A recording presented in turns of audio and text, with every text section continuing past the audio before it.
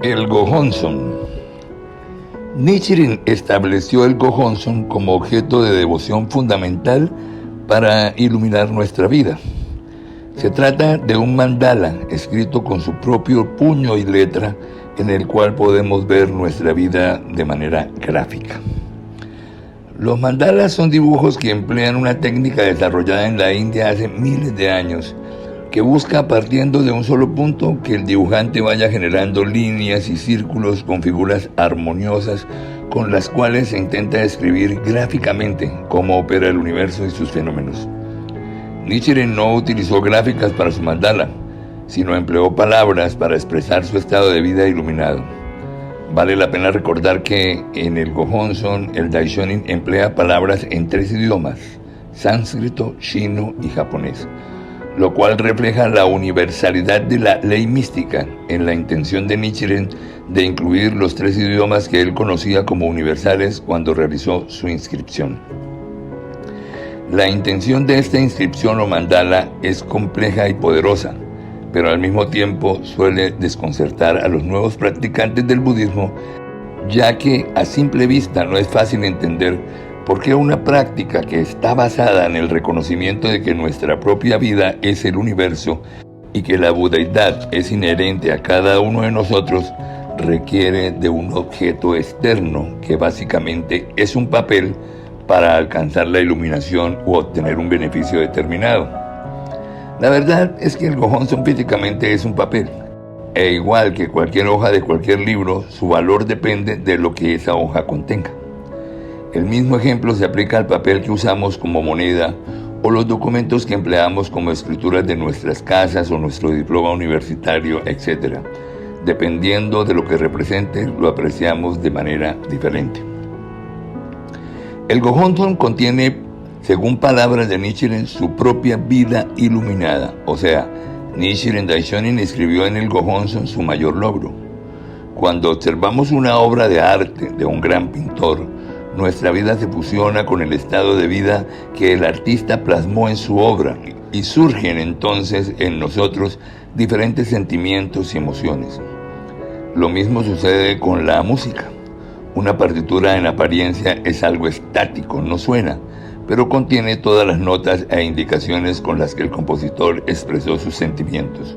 Cuando una orquesta o un músico comienza a tocar la obra, surgen nuevamente y en el mismo orden todas las notas y emociones que el compositor plasmó y que conservan la capacidad de afectarnos emocionalmente desde nuestro interior.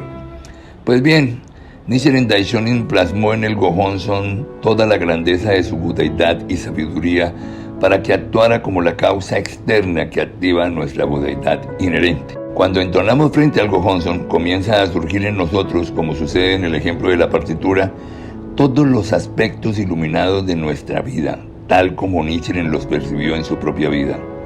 Nuestra fe es el catalizador que completa este proceso, porque solo a través de nuestra fe podemos experimentar confiadamente que el acto de cantar Nam-myoho Renge-kyo fusiona nuestra vida con el estado de la budeidad expresado en el Gohonzon por Nichiren Daishonin.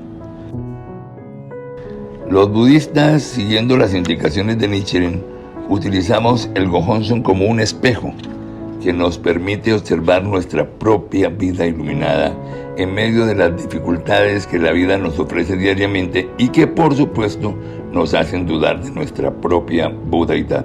En el centro del Gohonzon se encuentra escrito los ideogramas Nam-myoho Renge-kyo Nichiren. Simbolizan o significan que la persona y la ley son una sola entidad. Siguiendo la analogía de que el Gohonzon es un espejo de nuestra propia vida iluminada, los budistas podríamos leer o interpretar de manera personal nuestro Gohonzon, como por ejemplo en mi caso, Nam-myoho Renge-kyo Edgar, que significa exactamente que la ley mística y mi propia vida conforman una sola entidad. Al lado y lado de la inscripción central del Gohonzon se encuentran los nombres de todas las deidades del universo presentes en la cosmología budista, tanto positivas como negativas, indicándonos que lo negativo y lo positivo se manifiestan como aspectos iluminados de nuestra vida cuando entonamos Nam-myoho Renge-kyo. Es claro que no hay un Buda, deidad o fetiche al que podamos dirigirnos para pedirle cosas fuera de nuestra propia vida. Pero como Nichiren conocía perfectamente la debilidad humana, producto de la oscuridad fundamental que todos poseemos de manera inherente, decidió grabar en el Gohonzon el aspecto iluminado de su propia vida, que en últimas es igual al nuestro, previendo que cuando la mente se encuentra nublada por el sufrimiento, nos impide sentir que somos Budas. Por eso, precisamente, en medio de la dificultad, los budistas abrimos el Gohonzon a manera de espejo para poder observar nuestra propia vida iluminada fusionándose a través de la fe con el sonido de Nam-myoho Renge-kyo. Muchas personas seguramente se preguntarán en este punto si no existe entonces una contradicción en el budismo cuando afirma que debemos devocionar o fusionar nuestra vida con un objeto externo llamado Gohonzon.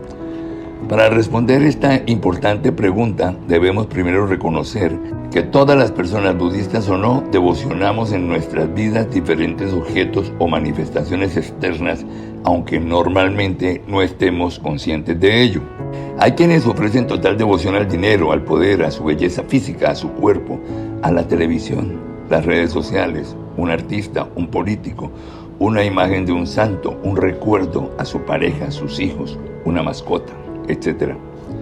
Si observamos bien, incluso algunos son devotos de amuletos, fotos de muertos o asesinos, otros son devotos a su empresa, a sus jefes o países, sus ideas políticas, religiosas. Hay quienes adoran el estudio, la comida, el alcohol, las drogas, las mujeres, el sexo, los animales, y otros adoran dioses o demonios imaginados. El caso es que todos en últimas terminamos por devocionar algo o a alguien externo a nosotros mismos. El budismo enseña que nosotros y nuestro medio ambiente formamos esencialmente una sola entidad. Así que el objeto que escogemos conscientemente o inconscientemente para devocionar con nuestra vida termina fusionándose con nosotros hasta convertirnos en una misma entidad. Por eso las personas que adoran las armas terminan en un momento dado fusionando su vida con la guerra y la violencia. Las que rinden devoción al dinero terminan por ponerle precio a todo, incluso a la vida misma. Los que adoran su cuerpo terminan extraviados en la propia percepción de su forma física. Nichiren Daishonin nos impulsa y anima a tomar como objeto de devoción la condición de nuestra propia vida iluminada por la sabiduría de la budeidad. En palabras más cotidianas, el budismo nos anima a devocionar nuestra propia sabiduría proveniente de la fuerza vital del cosmos que reside en cada uno de nosotros de manera latente en todo momento. Además, nos enseña que la práctica de entonar Nam-myoho Renge-kyo activa y potencia en nosotros mismos la presencia consciente de la energía vital del cosmos. Por eso, para los budistas, creer con nuestro corazón que la totalidad de nuestra vida se ilumina como un sol en el instante mismo cuando entonamos Nam-myoho Renge-kyo, termina convirtiéndose en el objetivo principal de nuestra práctica. Creer que cada átomo de nuestro cuerpo resuena con el universo entero gracias a la poderosa vibración de Nam-myoho Renge-kyo es la tarea más sencilla, pero al mismo tiempo más compleja y maravillosa que enfrentamos diariamente. Nichiren Daishonin fue un ser humano maravilloso y un escritor extraordinario. En cada una de sus cartas o goshos se puede sentir vívidamente su amor incondicional por cada uno de sus seguidores y por todas las personas que encontraba a su paso, aunque se tratara de sus propios enemigos. Los escritos de Nichiren se conservan, al igual que el Gohonzon, como testimonio real de la existencia de este ser humano iluminado que desplegó plenamente la sabiduría profunda y mística de la ley universal de Nam-myoho Renge-kyo en su propia vida para el beneficio de toda la humanidad.